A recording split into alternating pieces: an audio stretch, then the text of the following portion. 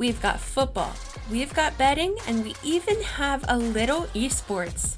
This is the brand new First Jenn podcast with your host, me, Jenn McGraw.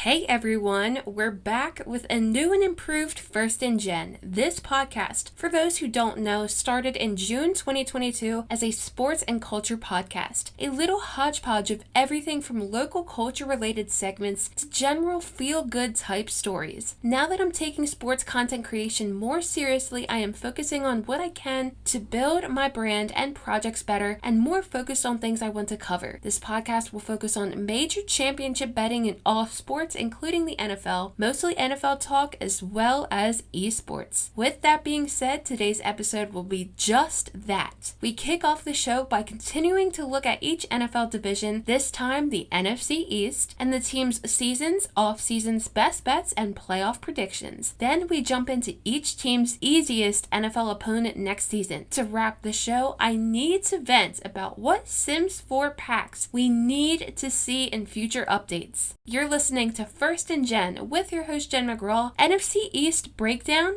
after the break. Shout Our Struggle is a proud sponsor of the First Jenn podcast. Mental health is important no matter where you are, on the field or off the field. You gotta focus on your mental in order to get your physical right. Shout Our Struggle, founded by Belle Nicholas, is a mental health response and literacy resource to cultivate community resilience for survivors and supporters alike. Don't wait until Mental Health Awareness Month to show support. Check out Shout Our Struggle on Instagram, @ShoutOurStruggle, and wherever you get your podcasts. You know, I might be a little biased because my favorite team happens to be in this division. However, I am ready to talk about the NFC Beast, the absolute beast of a division last season minus the Commanders, sorry. But for those who don't know and are just learning the NFL, welcome. I'm glad to have you here. Let's talk a little bit about this NFC East. The division has the four teams, which are the New York Giants, Philadelphia Eagles, Dallas Cowboys, and Washington Commanders. And let me tell you, this division has had quite the season, so let's jump right in. But first, I'm going to talk about some of my best bets. You can find these bets on BetMGM, the king of sportsbook. This is not sponsored, but I like to use BetMGM because it's the easiest for me.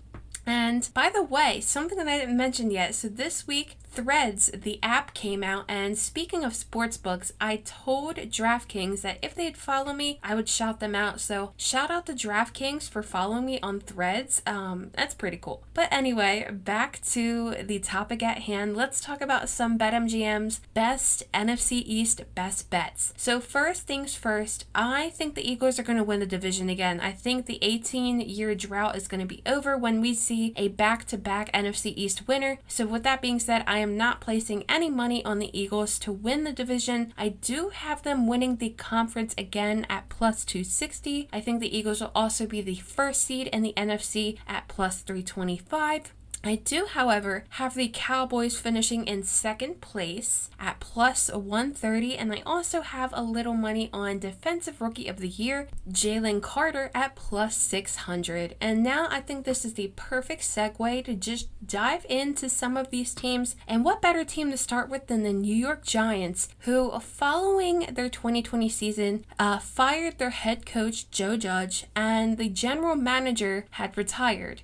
So that's when Brian Daboll and Joe Schoen replaced them respectively. This season was quite the season for the Giants, and there's a lot for them to be hopeful about as they build for the future. The Giants were 2-0 at the start of the 2022 season. In fact, they were at the time battling for first place in the division with the Philadelphia Eagles. This was their best start since 2008. With a win over the Washington Commanders in Week 15, they were guaranteed their first non-losing season since 2016. Despite struggling in the second half of their season, they still secured a playoff spot for the first time in what feels like forever. In the playoffs, the Giants beat the Minnesota Vikings in the wild card round 31-24. They advanced to the NFC East divisional round, as I like to call it, playing the Philadelphia Eagles. The Giants' monumental season unfortunately came to an end when the Eagles beat the Giants 38-7.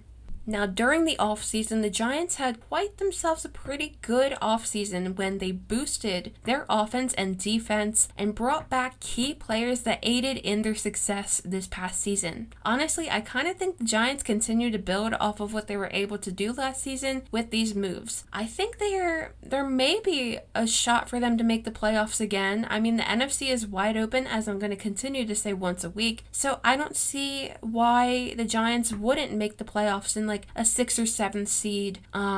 They were able to do some pretty cool things last season. They were able to have, like I said, quite the monumental season. So I think the Giants build off of that, and who knows, they might punch their ticket to the playoffs. With that being said, let's switch gears over to a team that I don't think will make the playoffs, the Washington Commanders. Their 2022 season marked the first under the new Commanders brand and third season under head coach Riverboat Ron Rivera. The team posted an 8-1 record, and they placed 4th in a very competitive NFC East division. This was the first and the last season with quarterback Carson Wentz, who was replaced by Taylor Heineke and eventually Sam Howell. The team went on a 5-3-1 run with Heineke, improving upon the season prior. They failed to make the playoffs for a second season despite having a non-losing record. The team replaced offensive coordinator Scott Turner with former Chiefs offensive coordinator Eric Bieniemy.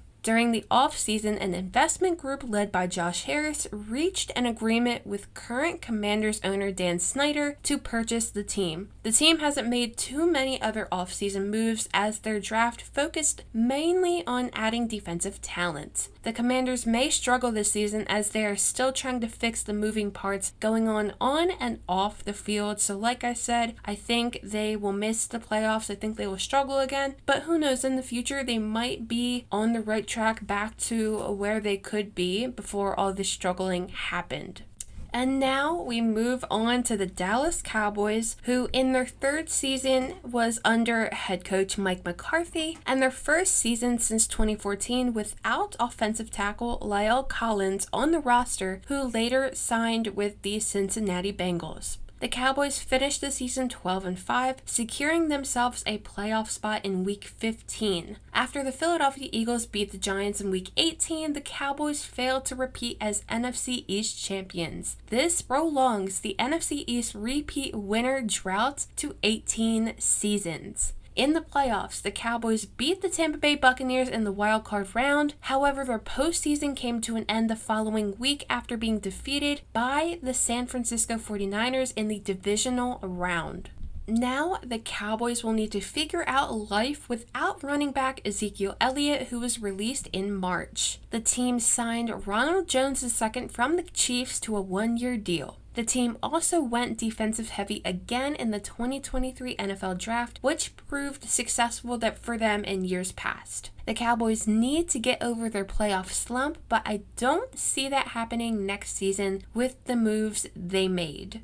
I think they end up making the playoffs, but I do not see them going very far next season. And I think the Cowboys might be on the road to getting back to being a stronger team like we saw them be just a couple seasons ago, but I don't think that's happening just yet. And lastly, but certainly not least, we talk about the incredible season the Philadelphia Eagles had. My team, man, and that Super Bowl, we don't need to get into it, but let's just dive into this season recap. The Philadelphia Eagles 2022 season was just the second in the Nick Sirianni, Jalen Hurts era. The Eagles started the season 8-0 for the first time in franchise history when their streak came to an end with a 32-21 loss to the Commanders. The team went on to win 6 of their final games of the season and clinch the NFC's number 1 seed for the first time since 2017. With the road to the Super Bowl stopping in Philadelphia, the Eagles dominated all the way, winning against the Giants 38-7 and the 49ers 31-7, en route to the Super Bowl against the Kansas City Chiefs and former longtime head coach Andy Reid. The Eagles lost 35-38, but it was also the Kelsey Bowl, which was pretty cool. The Eagles brought back a handful of players and lost some along the way. They signed Rashad Penny from the Seahawks, Marcus Mariota from the Falcons, and even brought up from one of the other professional football leagues with signing Charleston Rambo from the Orlando Guardians. It's really hard to tell how the Eagles will do in 2023 with a much harder schedule and new coordinators, but the team will look to defend the NFC title. With that being said, like I said earlier, I think the 18-year drought comes to an end as the Eagles repeat as division winners. I don't see the Commanders or Giants vying for the title just yet, and I think the Cowboys made some sketchy moves that make me not confident that they'll make the jump just yet. I think the Eagles sound like the most secure option to win the East. So just to recap some of the best bets that you can find on BetMGM, I am taking the Cowboys to place in second place at plus 130, the Eagles to be the conference winner at plus 260, the Eagles to clinch the first seed at plus 325, and Defensive Rookie of the Year, Jalen Carter at plus 600. Like I said, you can find those on BetMGM, and that was the recap of the NFC Beast. I meant to say, of course, the NFC East.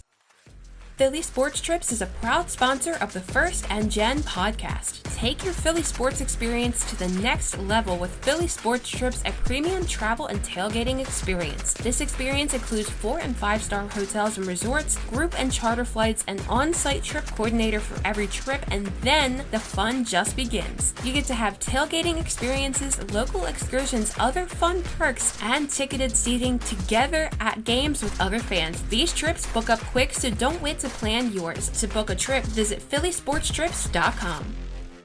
This week, I decided to take a look at each NFL team's easiest opponent of the 2023 season. So with that being said, let's just jump right in division by division and take a look at each team's easiest other opponent. So starting with the AFC East, we have the Buffalo Bills, and I think their easiest opponent will be the Washington Commanders. They have an all-time record of the Bills winning 10 games versus the Commanders winning 5. I think the Buffalo Bills are ready to win a championship. They are fiery and ready to get back into the championship contending conversation. On the opposite side of the ball, the Commanders are practically rebuilding everything. Fresh off the season of Carson Wentz, among other major offseason news, the team is not yet where they need to be.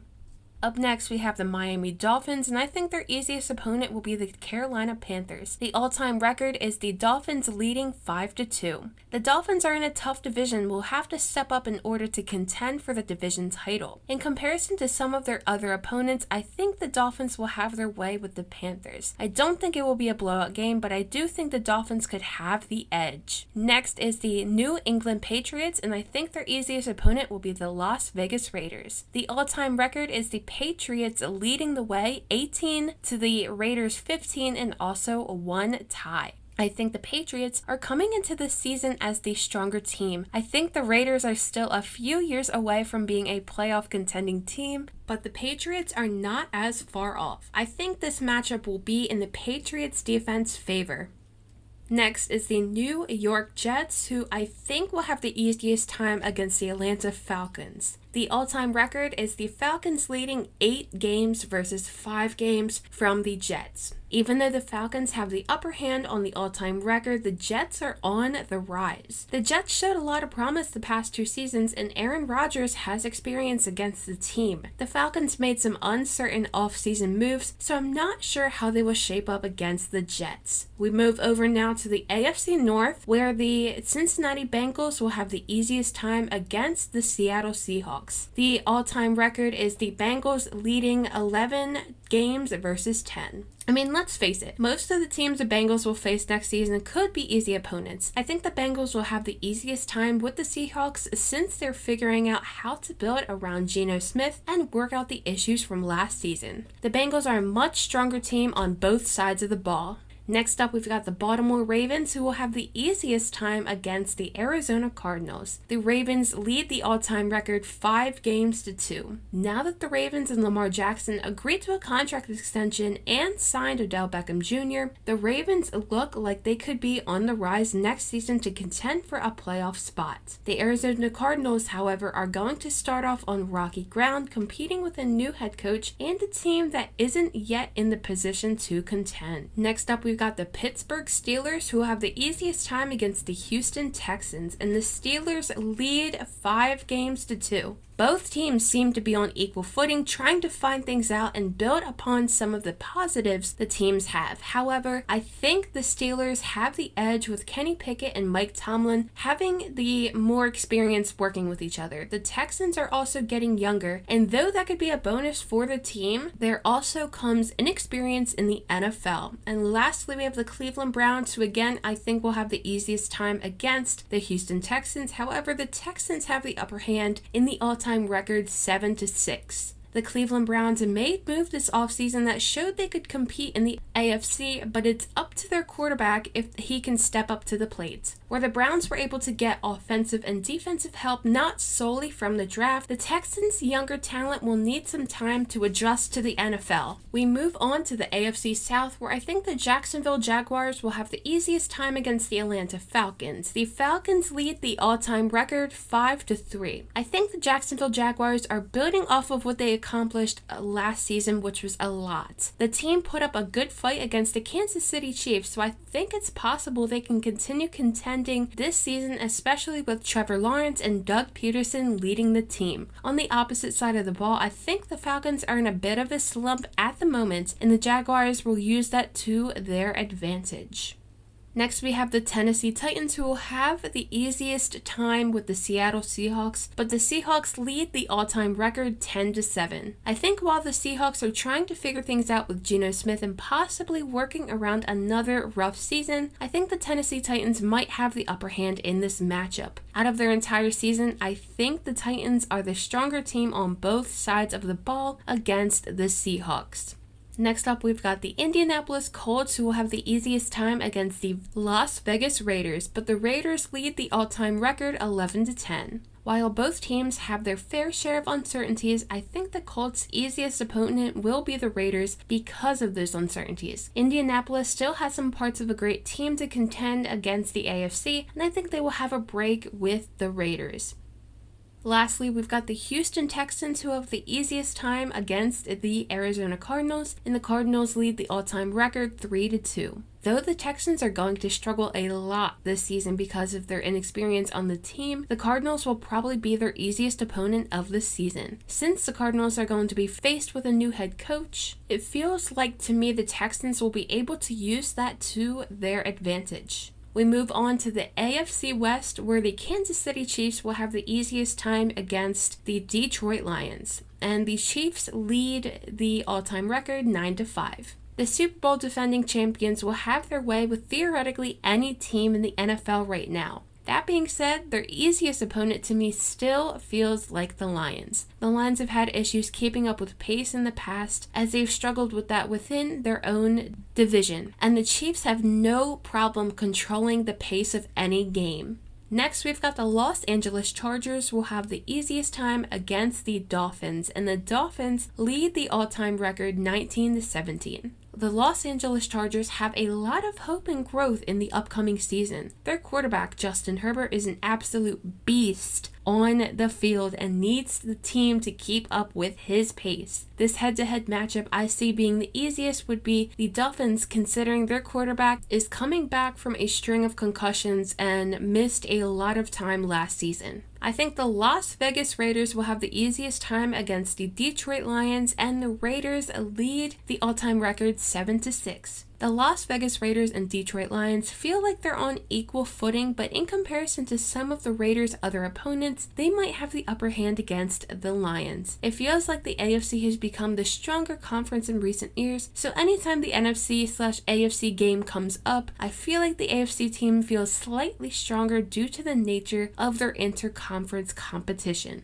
Lastly, we've got the Denver Broncos, who have the easiest time against the Washington Commanders, and the Broncos lead the all-time record 8-7. The Broncos were almost enough to be a contending team, but need to get over the slump they have with their new quarterback and adjusting to a new play style. That being said, it will be easiest to face the Washington Commanders because they have off-the-field changes to address, not to mention the on-the-field issues that also need to be addressed. We switch over now now to the NFC with the NFC East, and the Philadelphia Eagles will have the easiest, I'm talking easiest time with the Arizona Cardinals, but the Arizona Cardinals do lead the all-time record 58-57 and 5 ties. The Philadelphia Eagles are fired up after coming off the Super Bowl loss, but not only that, they're particularly fired up to be facing off against former defensive coordinator Jonathan Gannon as he is head coaching the Arizona Cardinals. There's always a shaky start under a new head coach, and the Eagles will 110% have the advantage over this. The Washington Commanders will also have the easiest time against the Arizona Cardinals, and the Commanders lead the all-time record 77-47 and 2 ties. Not only will the Eagles have their way with the Cardinals, but I think the Commanders will have the easiest time with them as well. Though the Commanders might struggle a little bit next season, they'll have the advantage in this matchup. The Commanders also have experience scheming against head coach and former Eagles defensive coordinator Jonathan Gannon. The Dallas Cowboys will have the easiest time against the Los Angeles Rams, and the Cowboys lead the all-time record 19-18. The Cowboys are a far stronger team than the Rams, even with some of the moves the team made during the offseason. I think the Rams are still going to be a shaky team and not make much of an improvement this season. And lastly, in the East, we've got the New York Giants who are going to have the easiest time against the New Orleans Saints. The Giants also lead the all-time record 17-14. The Giants came away with a lot to be hopeful about last season, but still have room for growth. The team made some good offseason moves, and I think they'll be even better this season. Compared to some of their other tougher opponents, the Saints are going to be the easiest team the Giants compete against. We switch over to the NFC North, where the Chicago Bears will also have the easiest time against the Arizona Cardinals. The Bears lead the all-time record 57-29. I am very confident the Bears are going to be an underrated hot team next season. They are building around Justin Fields and his abilities. The Bears could be a stronger team with major improvements, and I think the Bears offense is going to have the easiest time against the Cardinals. Next up, we've got the Minnesota Vikings, who will have the easiest time against the Carolina Panthers. The Vikings also lead the all-time record 10-6. I know I fall victim to this. I think people are sleeping on the Vikings. I think they could see growth in the next season and have the parts of a contending playoff team. That being said, their easiest opponent might be the Panthers. The Panthers look very uncertain and could struggle against the Vikings offense. Next up, we've got the Detroit Lions, who will have the easiest time against the Atlanta Falcons, and the Lions lead the all-time record 25-14. The Lions have had slow but steady growth last season, but could be a toss-up this season with whether or not they show that they can contend in the playoffs in a wide-open NFC. Versus their other opponents, the Lions might have the easiest time, at least defensively, against the Atlanta Falcons. Lastly, in the NFC North, we've got the Green Bay Packers, who are going to have the easiest time against the Las Vegas Raiders. The Packers also lead the all-time record 8-5. Both teams have a new quarterback ready to lead the charge for their teams. The Packers, however, I think have the slight edge since Jordan Love has had a little more experience in the Packers scheme than Garoppolo has had with the Raiders.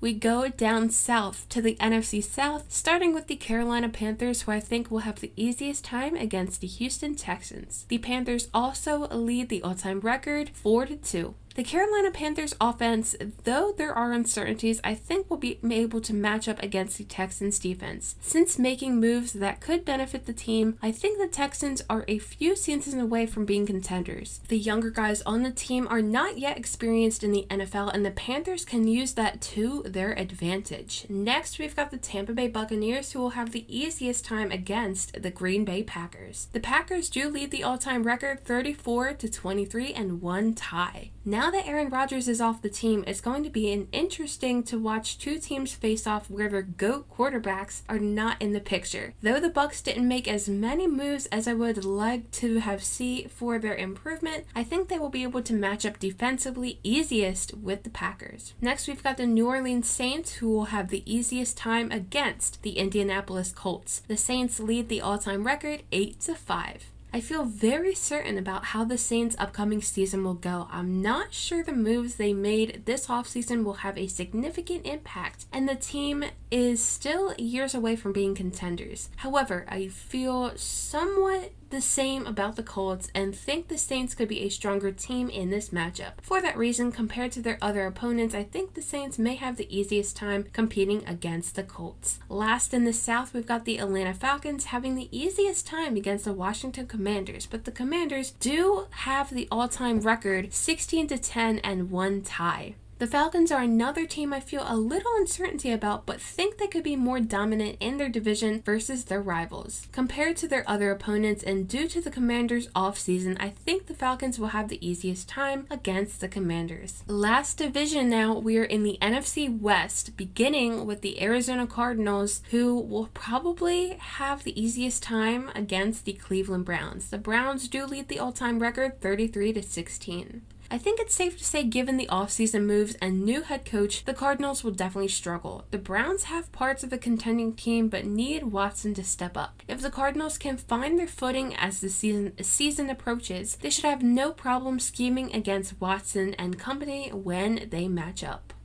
The Los Angeles Chargers will have the easiest time against the Cleveland Browns as well. The Rams lead the all-time record 13-11. Besides the Cardinals having an easier time against the Browns, I think the Rams could have the upper hand against Cleveland too. The Rams feel a little more stable compared to the Browns, and I'm more confident in them than I am the Browns. Compared to some of their other opponents, I think the Rams will have the easiest matchup against Cleveland.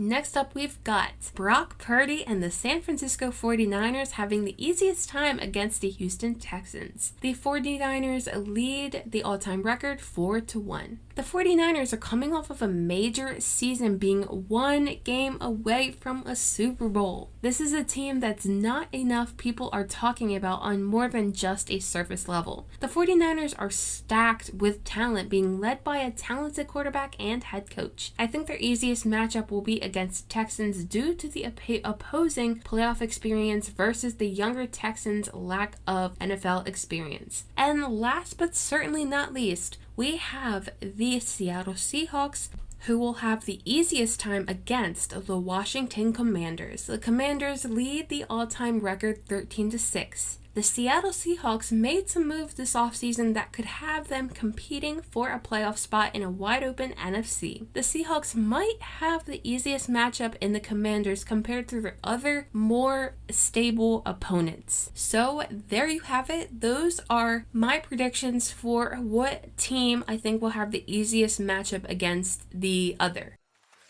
Philly Sports Trips is a proud sponsor of the First and Jenn podcast. Take your Philly sports experience to the next level with Philly Sports Trips, a premium travel and tailgating experience. This experience includes 4- and 5-star hotels and resorts, group and charter flights, an on-site trip coordinator for every trip, and then the fun just begins. You get to have tailgating experiences, local excursions, other fun perks, and ticketed seating together at games with other fans. These trips book up quick, so don't wait to plan yours. To book a trip, visit phillysportstrips.com.